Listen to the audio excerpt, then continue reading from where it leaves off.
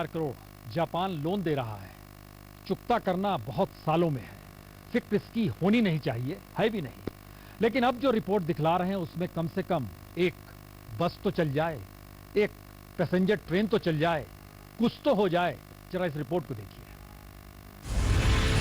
35 kilo चावल 35 रुपए, 2 kilo शक्कर 26 रुपए, 2 लीटर केरोसिन 36 रुपए, 2 किलो नमक 2 रुपए, 1 किलो चना 11 रुपए।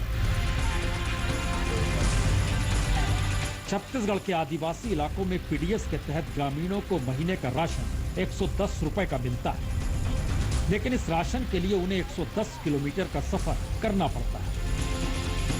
नहीं कोई ट्रेन नहीं चलती, कोई बस भी नहीं जाती, पैदल ही जाना पड़ता है। और नक्सल प्रभावित दंतेवाड़ा के चिरमूर, बारे, काकलेट और सेंड्रा समेत दर्जनों गांव के हजारों आदिवासियों की जिंदगी का सच यही, 110 किलोमीटर पैदल चलिए और 110 रुपए का राशन लेकर आइए, क्योंकि गांव के इर्द गिर्द राशन की दुकानें है ही नहीं। किसी ने सुना नहीं तो अब गांव वालों ने राष्ट्रीय मानवाधिकार आयोग से गुहार लगाई।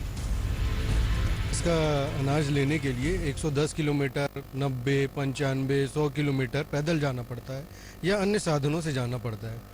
और सिर्फ 100-125 रुपए का अनाज के लिए इतना दूर जाकर आना, इसके लिए हमने बहुत बार अधिकारियों को बोला, उन्होंने कोई भी संज्ञान नहीं लिया।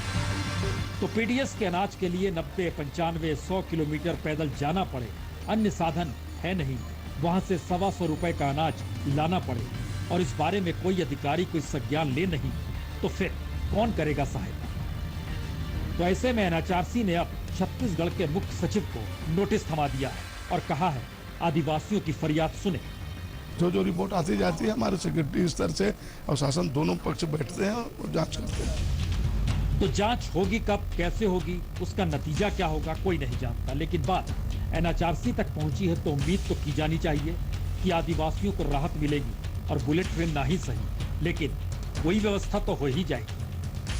एनएचआरसी के संज्ञान लेने के बाद छत्तीसगढ़ सरकार ने आदिवासियों की समस्याओं की ओर रुख किया है, लेकिन अभी भी मामला जांच तक सीमित है और ये जांच सतत चलने वाली एक लंबी प्रक्रिया है।